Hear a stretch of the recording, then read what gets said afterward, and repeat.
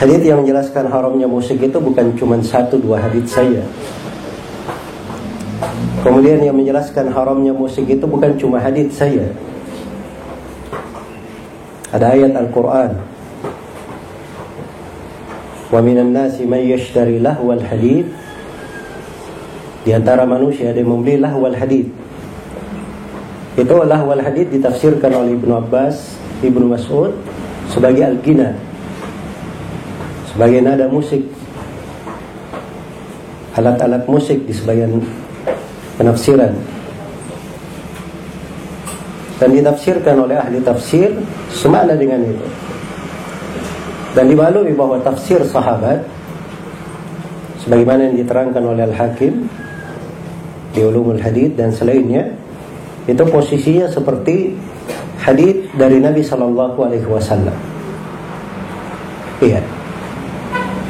Jadi itu ayat Al-Quran yang menjelaskan tentang keharamannya. Karena itu dari kejahilan sebagian manusia untuk membolehkan musik, dia berpegang dengan pendapat sebagian ulama yang melemahkan sebagian hadis. Jadi saya katakan sebagian hadis. Iya. Dan itu pun ucapan yang melemahkannya tidak diterima oleh para ulama dari masa ke masa dan menyelisihi para ulama sebelumnya. Itu datang dari ijtihad seorang alim di Maroko sana, di Andalus, Maghrib, Al-Imam Abu Muhammad Ibn Hazm rahimahullahu ta'ala. Beliau keliru memahami hadits riwayat Al-Bukhari. Disangkanya riwayat Al-Bukhari itu terputus, padahal riwayat Al-Bukhari itu tidak terputus. Jadi di Sahih Al-Bukhari, Al-Bukhari berkata, wa qala Hisham ibnu Ammar qala haddatsana Sadaqah ibnu Khalid qala haddatsana Abdurrahman bin Yazid bin Jabir qala haddatsana Qais qala haddatsana Atiyah ibnu Qais al-Kilabi qala haddatsana Abdurrahman ibnu Ghamn al-Ash'ari qala haddatsani Abu Amir atau Abu Malik al-Ash'ari radhiyallahu anhu wallahi ma kadabani annahu sami'a An-Nabiy sallallahu alaihi wasallam yaqul la yakunanna min ummati aqwamun yastahilluna al-hirra wal-harir wal-khamra wal-ma'azif wa la yanzilanna aqwamun ila janbi alamin yaruhu alaihim bisahatin lahum fayatihim ya'ni al-faqir lihajatin fayaquluna irji ilayna ghadan fayubayyituhumullahu yada'u al-alam wa yamsahu akhirina kiradatan wa khanazir ila yaumil qiyamah. Itu teks haditsnya secara lengkap di Sahih Al-Bukhari.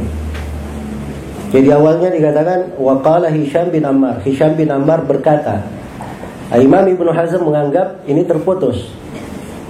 Iya. Dan itu keliru.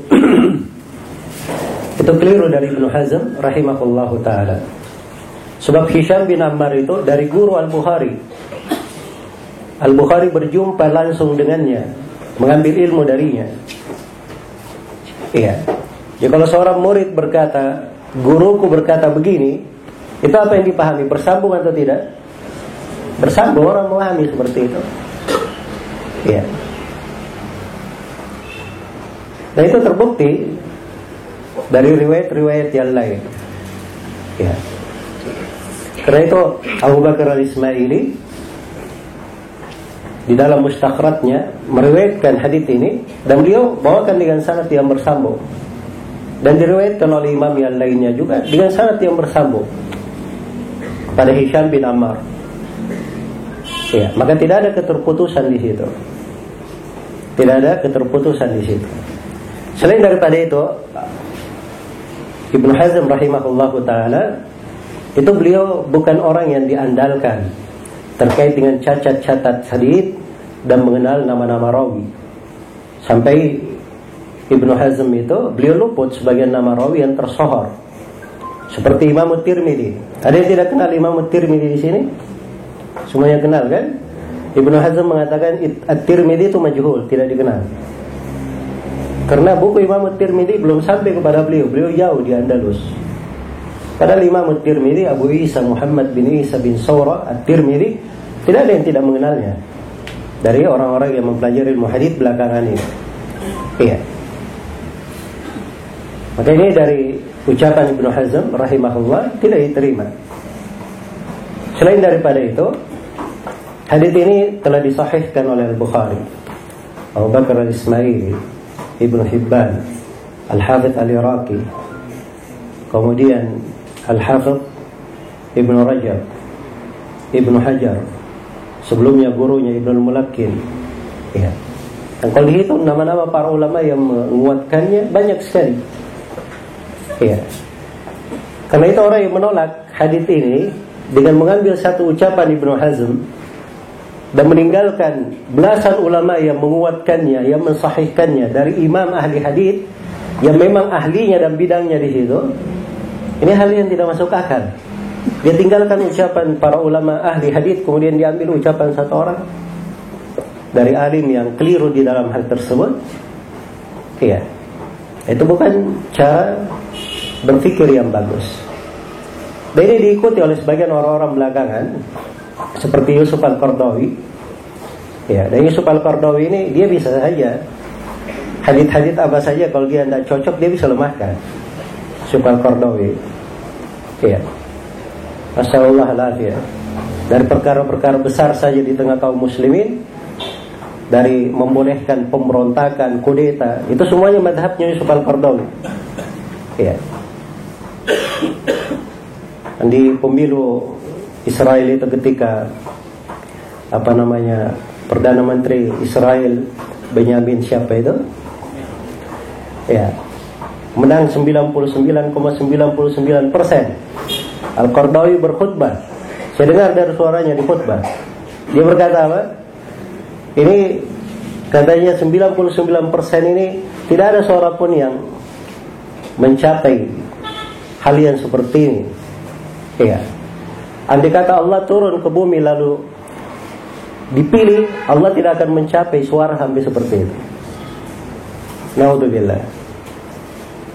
Maka kami memberikan tahiyat, ucapan selamat kepada Israel akan kemenangan. Itu Yusuf Al-Qardawi di khutbah. Kalau mau itu Yusuf Al-Qardawi akan dapat nanti yang begitu-begituan.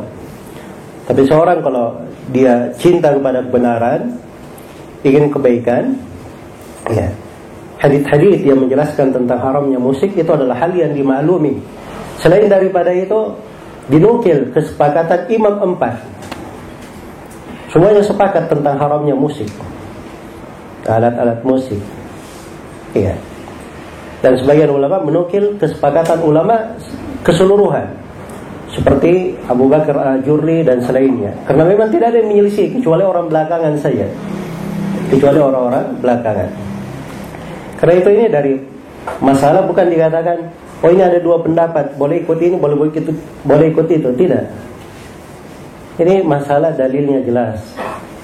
Iya, apalagi melemahkan hadits di Sahih Bukhari itu bukan sembarangan. Sahih Bukhari ini rujukan umat Islam. Iya. Yang menghafal dan mempelajari Sahih Al-Bukhari itu seluruh ulama ahli hadits yang datang setelahnya mengetahui Sahih Al-Bukhari. Jadi kalau para imam hadits tidak ada yang berbicara tentang hadits Ammar, Hisham bin Ammar itu artinya hadits itu dianggap syah oleh seluruh ulama yang datang setelah Al-Bukhari. Karena tidak ada di buku-buku yang mengkritik Al-Bukhari. Ada buku-buku mengkritik Bukhari seperti buku Ad-Daruqutni, Abu Mas'ud Ad-Dimaski, ya, Abu Ali Al-Jayyani dan sebagainya. Dan tidak ada seorang pun yang mengkritik hadits itu di kalangan para ulama ahli hadits tersebut. Maka semoga Allah Subhanahu wa taala memberikan hidayah kepada saudara-saudara kita kaum muslimin yang keliru di dalam jalan ini. Musik itu, naudzubillah, banyak sekali kerusakan-kerusakan di dalamnya. Dan seperti yang dikatakan oleh Imam Malik, tidak ada yang melakukan dari musik atau memperdengarkan alat-alat musik itu kecuali orang fasik di sisi kami di sini. Imam Malik rahimahullah. Dan sebagaimana yang dikatakan oleh Syafi'i bahwa musik itu akan menumbuhkan kemunafikan di dalam hati. akan menumbuhkan kemunafikan di dalam hati. Dan lihat saja, orang-orang seperti Yusuf Al-Qaradawi yang membolehkan musik, nanti bolehkan ini, ujung-ujungnya dia akan membolehkan hal-hal yang lebih besar daripada itu. Iya. Hal-hal yang lebih jelas keharamannya di dalam agama. Semoga Allah Subhanahu wa taala memberikan taufik kepada semuanya. Wallahu taala a'lam.